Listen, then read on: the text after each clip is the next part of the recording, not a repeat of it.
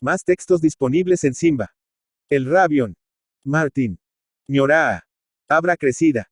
Abrala, que desnevo en la sierra y bajan las calceras triscando de agua, reventonas y desmelenadas como que pasaran las vacas al bosque. Pasan tan perennes.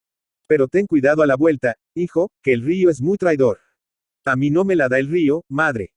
El muchacho acabó de soltar las reses y las arreo, bizarro, por una cámbara pedregosa que bajaba la ribera. Había madrugado el sol a encender su hoguera rutilante encima de la nieve densa de los montes y deslumbraba la blancura del paisaje, lueña y fantástico, a la luz cegadora de la mañana. Ya la víspera quedó el valle limpio de nieve, que, solo guarecida en oquedades del quebrado terreno, pone algunas blancas pinceladas en los caminos. El ganado, preso en la corte durante muchos días de recio temporal, andaba diligente hacia el vado conocido, instigado por la querencia del pasto tierno y fragante, mantillo lozano del Ansar ribereño. Martin iba gozoso, ufanándose al lado de sus vacas, reznadas y lucías, las más aparentes de la aldea. Una, moteada de blanco, con marchamo de raza extranjera, se retrasaba lenta, rezagada de las otras. Llegando al pedriscal del río, unos pescadores comentaron ponderativos la arrogancia del animal, mientras el muchacho, palmoteándola cariñoso, repitió con orgullo: «Arre, pinta». «¿Cuándo, Jeda, tú?», preguntaron ellos. «Pronto. En llenando esta luna, porque ya está cumplida». Las vacas se metieron en el vado, crecido y bullicioso, turbio por el deshielo, y los pescadores le dijeron a Martin lo mismo que su madre le había dicho. «Cuidado al retorno, que la nieve de ala arriba va por la posta». El niño sonrió jactancioso. «Ya lo sé, ya». Y trepo a un ribazo desde cuya punta se tendía un tablón sobre el río, comunicando con el Ansar, a guisa de puente.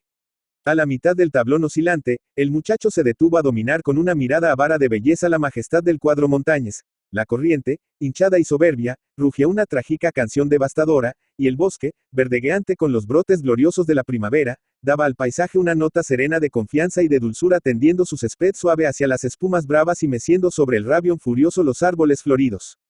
Lejano, en la opuesta orilla del bosque, el río hacía brillar al sol otro de sus brazos que aprisionaba el vergel. Quiso Martin ocultarse a sí mismo el desvanecimiento que le causaba aquella visión maravillosa y terrible de la riada, y burlón, sonriente, murmuró cerrando los ojos ante las aguas mareantes: «Uf, ¿cómo, Rutien?». Luego, de un salto, ganó la otra ribera, en uno de cuyos alisos estribaba el colgante puentecillo, conocido por el Puente del Alisal. Entonces el niño, un poco trémulo, volvió la cara hacia el río, le escupió, retador, con aire de mofa, y aún le increpó: «Ruti, fachendoso». Después, internóse en el bosque, al encuentro de sus vacas. Era Martin un lindo zagal, ágil y firme, hacendoso y resuelto. Pastoreaba con frecuencia los ganados que su padre llevaba en aparceria, que eran el ejemplo y la admiración de los ganaderos del contorno. Del monte y del llano, Martin conocía como nadie los fáciles caminos, los ricos pastos y las fuentes limpias para regalo de sus vacas. El pastor sabía que sobre la existencia próspera de aquellos animales constituye a la familia su bienestar, y viviendo ya el niño con el desasosiego de la pobreza encima del tierno corazón, guardaba para sus bestias una vigilante solicitud, un interés profundo, en cuyo fondo apuntaban, acaso, el orgullo del ganadero en ciernes y la codicia del campesino. Pero inseguros estos sentimientos en los 11 años de Martin, aparecíanse en aquella almita sana cubiertos de simpática afición hacia los animales, muy propia de una buena índole y de una generosa voluntad. Asterisco. Aplicadas habían pastado las muy golosas, y en cada cabeceo codicioso mecieron las esquilas en la serenidad del bosque una nota musical, mientras Martin sonreía, halagado por aquel manso tintineo que era la marcha real de su realeza pastoril. Sentado en un tronco muerto, iba entreteniendo la tarde en la menuda fabricación de unos pitos, que obtenía ahuecando, paciente, tallos nuevos de sauce, cortados sin nudos. Para conseguir el desprendimiento de la corteza jugosa, era necesario, según código de infantiles juegos montañeses, acompañar el metódico golpeteo encima del pito, con la cantinela: «Suda, cascara ruda. Tira coces una mula. Si más sudara, más chiflara». Martin había repetido infinitas veces este conjuro milagrero, y tenía ya en la alforjita que fue portadora de su frugal pitanza una buena colección de silbatos sonoros. Miro al sol y calculo que serían las 5. Las vacas estaban llenas y refociladas. Rumiaban tendidas en gustoso abandono, babeando soñolientas sobre las margaritas, gentiles heraldos de la primavera en los campos de la montaña. Al mediar el día, había saltado el sur, ya iniciado desde el amanecer en hálitos tibios, que solo el abrego puede levantar en los días primerizos de marzo. Iba creciendo el temeroso vocear del río y llegaba al fondo del Ansar, apagado en un ronroneo solemne. Martin pensó volverse a la aldea. Al paso perezoso del ganado tardaría una hora lo menos, el tiempo justo para no llegar de noche. Se levantó el muchacho y su vocecilla aguda rompió el sosiego de la tarde, arrullada por el río. Vamos, princesa, galana, arre, arriba, pinta, lora, vamos. Hubo un rápido jadear de carne, con sendas sacudidas de collaradas y sonoro repique de campanillas, y los 6 animales se pusieron en marcha delante del zagal. Al cuarto de hora de camino, Martin empezó a inquietarse. El río bramaba como una fiera, mucho más que por la mañana. Y cuando el muchacho se fue libertando de la espesura intrincada del Ansar, vio con terror que no quedaba en las altas cimas de la cordillera ni un solo sendal blanco de la reciente nevisca. La hoguera del sol y los revuelos del abrego realizaron el prodigio. Ir al río echando pestes, decíase Martin. Habrá llegado punto menos que al puentecillo, y tal vez el ganado tema vadear. Impaciente, arreó vivo y apretó el paso. Y a poco, alcanzó a ver el desbordamiento de las aguas en los linderos del bosque. Dio una corrida para asegurarse de si estaba firme su puente salvador. Estaba. Respiro tranquilo. Ahora todo consistía en que las reses vadearan tan campantes como de costumbre. Las incitó. Estaban un poco indecisas. Volvían hacia el muchacho sus cabezas nobles, en cuyos ojazos mortecinos parecía brillar una chispa de incertidumbre. Hubo unos mugidos interrogantes. Ansioso el niño, las excitó más y de pronto, una entró resuelta, río adelante. Las otras la siguieron, mansas y seguras, menos la pinta que, rezagada siempre, no había dado un paso. Martin la arreó, acariciándola. Anda, tonta, tontona. La vaca no se movía. El zagal, imperioso, la empujó. Pero ella mugía, obstinada y resistente, hasta que, sacudiendo su corpazo macizo, con brusco soniqueo de campanillas, dio media vuelta alrededor del muchacho y se lanzó a correr hacia el bosque.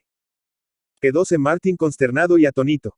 Pero no tuvo ni un momento de vacilación. Su deber era salvar a la pinta de la riada formidable que, sin tardar mucho, inundaría por completo el Ansar, mecido entre los 2 brazos del coloso. Las otras 5 vacas, dóciles a la costumbre de aquella ruta, acababan de vadear el río con denuedo, y Martin, hostigándolas desde la orilla con gritos y ademanes, las vio andar lentamente camino de la aldea. Entonces corrió en busca de la compañera descarriada, la mejor de su rebaño, aquella en que la familia toda se miraba como en un espejo. Sonaba el tintineo melódico de la esquila, con placidez de egloga, en la espesura del bosque soñero. Y, guiado por aquel son, el niño halló a la bestia jadeante y asombrada delante del segundo torrente que el río derramaba en el Ansar. Le amarró el pastor al collar una cuerda que desciñó de la cintura y, riñéndola, muy incomodado, la obligó a tornar a la senda conveniente.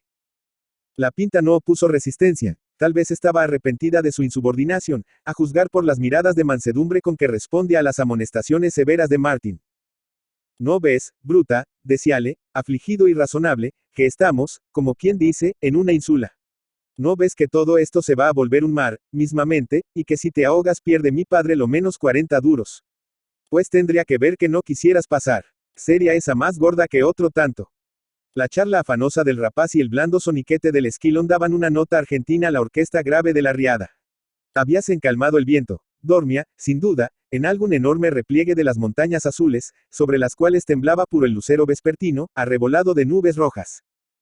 El bravo corazoncillo de Martin golpeaba fuerte cada vez que el niño pensaba en el puente liviano de la Lizal. Había ensanchado el río atrozmente sus márgenes en el tiempo que el zagal perdiera con la fuga de la pinta. Ahora, el vado espumoso y borbollante no remansaba. Angustiado el niño, viendo crecer la noche en aquel asedio terrible del agua, amarró la vaca a un árbol y trepó a cerciorarse del estado del puente. Pero el puente había desaparecido. Martin, anonadado, estuvo unos minutos abriendo la boca, en el colmo del estupor, delante de aquella catástrofe irremediable y espantosa. Un velo de lágrimas cayó sobre sus ojos cándidos. ¿Qué hacer? Sintió una necesidad espantosa de pedir socorro a voces, de llorar a gritos. Pero la soledad medrosa del paraje y el estruendo de las aguas, le dominaron en un pánico mudo, aniquilador.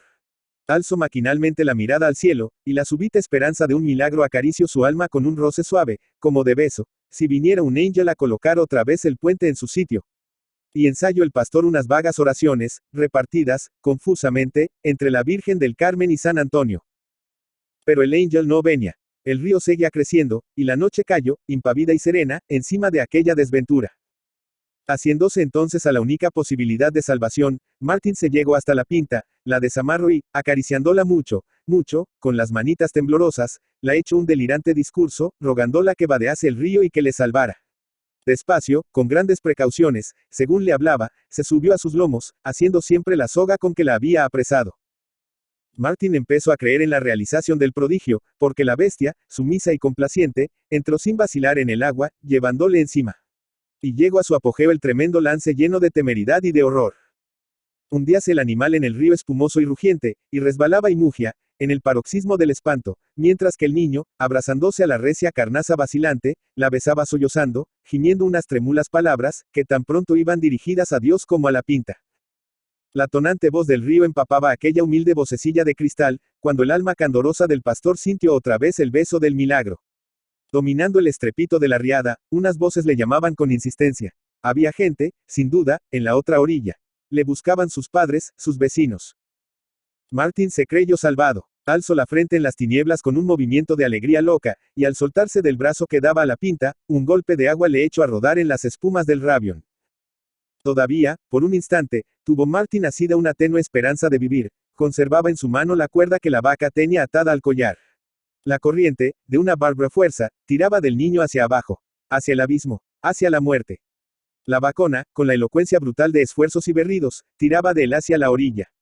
Pero, podía más el Rabión, que ya iba arrastrando al animal detrás del niño. Entonces él, bravo y generoso en aquel instante supremo, soltó la cuerda, y dijo con una voz ronca y extraña: «Arre, pinta». A un grito, madre, abrió los brazos, abrió los ojos, abrió la boca, creyó que todo el río se le entraba por ella, turbio y amargo. Sintió como el vocerío de la corriente, que todo el día le estuvo persiguiendo, le mete ahora por los oídos una estridente carcajada, fría y burlona, como una amenaza que se cumple. Y vio, por fin, como temblaba en el cielo, entre nubes rojas, el lucero apacible de la tarde. El Rabión se le tragó enseguida, inerme y vencido, pobre flor de sacrificio y humildad. La pinta, dueña de la codiciada margen, miraba con ojos atónitos y mansos a un grupo de gente que la rodeaba, y a una triste mujer que, habiendo recibido en mitad del corazón la postrera palabra de Martin, en trágica respuesta, contestaba a grito herido: «Ala voy, ala voy». Y corre a la infeliz, ribera abajo, a la par del río, hundiéndose en los yerbazales inundados, perdida en las negruras de la noche, y en la cima de su dolor. Concha Espina.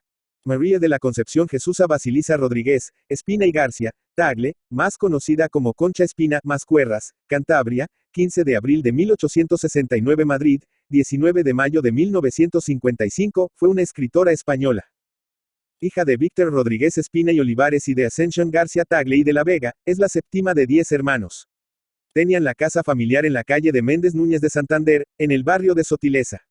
El 14 de mayo de 1888 publicó por primera vez en el Atlántico de Santander, unos versos usando el anagrama Anacoe SN y CHP. Cabe destacar el parentesco que la une a la famosa pintora cántabra María Gutiérrez Cueto, más conocida como María Blanchard, su prima. Casó con Ramón de la Serna y Cueto en Mascuerras, Cantabria, y se trasladaron a Valparaíso, Chile. En 1894 nació su primer hijo, Ramón, y en 1896 quien sería el periodista Víctor de la Serna. En 1898 regresaron a España y en 1900, en Mascuerras, nació su hijo José, fallecido siendo niño, en 1903, su única hija, Josefina, esposa del músico Regino Sáenz de la Maza y madre de la actriz Carmen de la Maza, y en 1907, su último hijo, Luis. En 1938 empezó a perder la vista y aunque fue operada, en 1940 quedó completamente ciega. Escritora ilustrada y una de las mentes más preclaras de la literatura española de la primera mitad del siglo XX, celebraba los viernes un salón literario en la calle Goya de Madrid, donde asistían personajes de la alta burguesía e intelectuales, como la esposa de Antonio Alcalá Galiano, el crítico Luis Araujo Costa, el doctor Carracido, los dibujantes Bujados y Fresno, también escritores hispanoamericanos como el venezolano Andrés Eloy Blanco, el costarricense Max Jiménez y un buen número de poetisas noveles. También era asiduo Rafael Cancinos que en 1924 publicaría una amplia obra crítica, Literaturas del Norte, dedicada a la obra de la escritora. Concha Espina también fue colaboradora de diversos periódicos como El Correo Español de Buenos Aires y en España con La Libertad, La Nación, ya desaparecidos, y el diario Montañes de Cantabria.